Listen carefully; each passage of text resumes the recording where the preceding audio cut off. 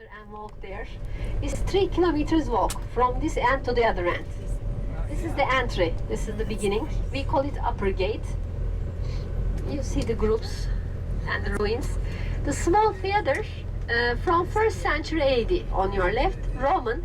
It was designed as a parliament building. We call it council chamber, parliament house.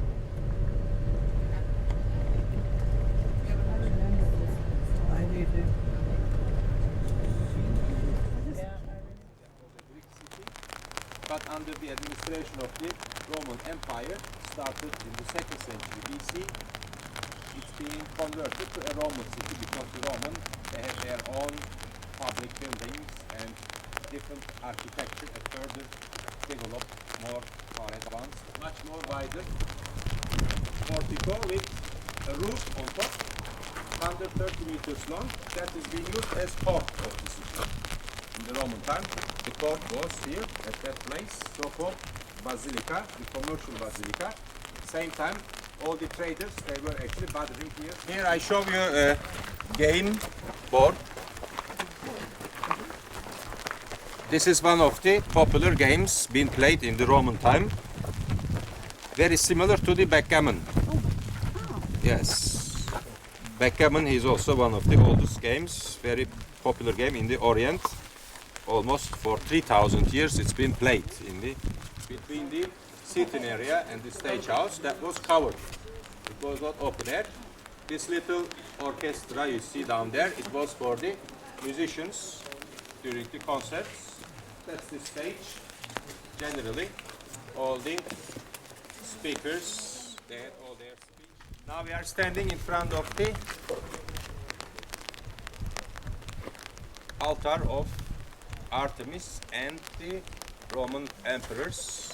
2 altars being here at that place, so-called temenos, with columns surrounded.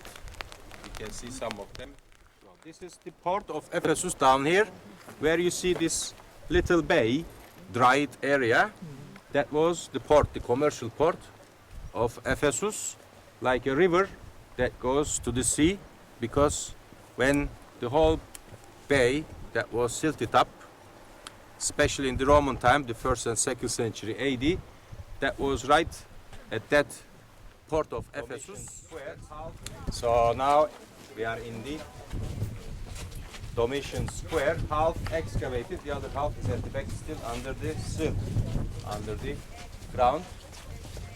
At that square we had this big temple built in the 1st century AD for Domitian. On top of that terrace, we saw it from Acropolis. From here you see actually facade, 2 columns being reconstructed with the carvings of the priests. They were all in charge of the temple areas, the priests, temple priests. And opposite of that temple, at the back where you see this marble arch, that was a fountain, same time built like the temple dedicated for the Domitian, the Roman Emperor Domitian. But when Christianity became the official state religion, the temple being destroyed, but the name which was given to the fountain, because it was useful construction, they didn't destroy the fountain, but they changed the name of it. Domitian being actually changed to Polio, one of the Roman emperors then in the 4th century. At that time, Polio fountain is being one of the main fountains of this square.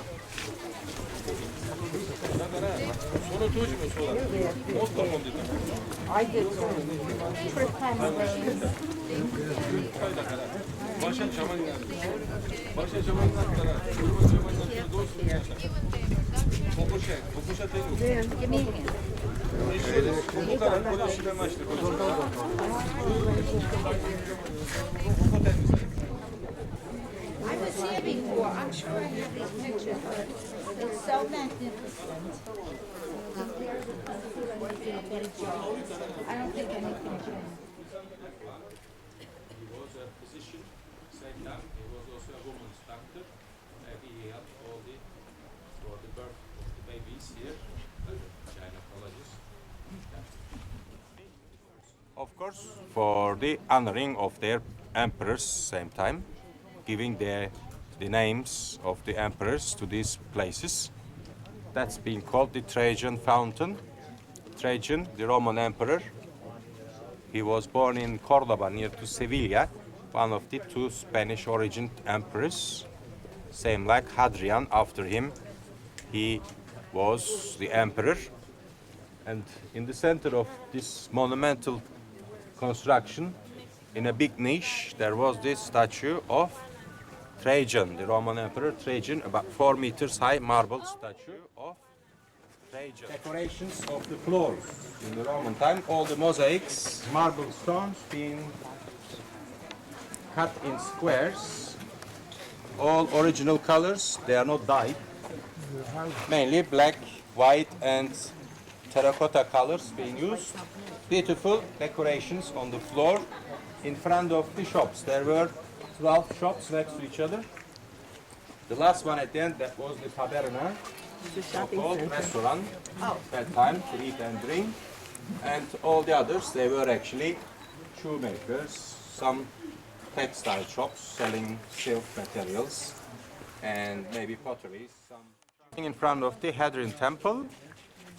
That temple has been reconstructed, of course, but a beautiful architectural example of the Roman time with an Assyrian influence, very oriental influence you can see on the decorations.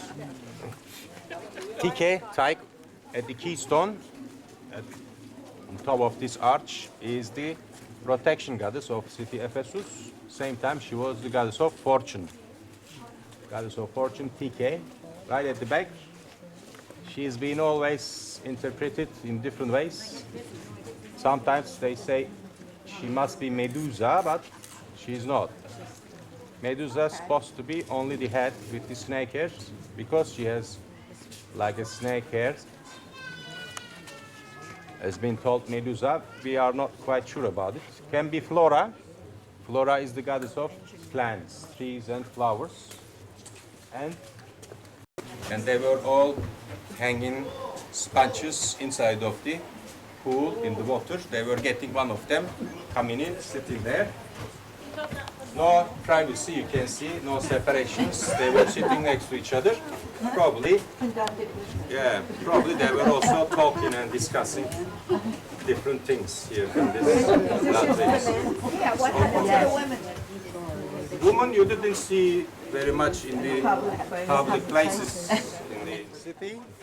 That is a crossroad of the main streets, Marble Street going to the Great Theater, the Embelos, the Kuret Street up to Acropolis. This is the entrance into the residential area of the rich people. And here we have actually at that crossroad the library, Chelsos Plemenaos, who was actually the governor, the proconsul of Province Asia in the Roman time. And he is being buried with the permission of the parliament members here in the city. And at that place, burial place of Chelsos, his son Aquila, who became the next governor of the province, being constructed that library, 3-floor library. From outside it looks 2-floor. One of the best reconstruction examples of Asia Minor. It's been done in 8 years, between 1971 and 78, by the Austrian archaeologists. In original size, 74% original pieces. It had 14,000 scrolls in the Roman time inside of this library as documents, important documents. After Alexandria in Egypt and Pergamon in Asia Minor, Ephesus library was the third biggest library with the collection of these documents inside. Were many of them saved at No. We don't have any remains of these scrolls because that's been destroyed in the earthquake. Plus, after that, they got the barbarian occupation from north. So, this is the great theater, ancient theater of the city Ephesus. 5,000, 6,000 capacity. But in the Roman time, 1st century, it's been converted to a Roman theater. They actually enlarged the sitting area, the cavea, and that was then 24,000 capacity of the spectators. It's been all dramas played here, tragedies, comedies, arias being sung, concerts being given here.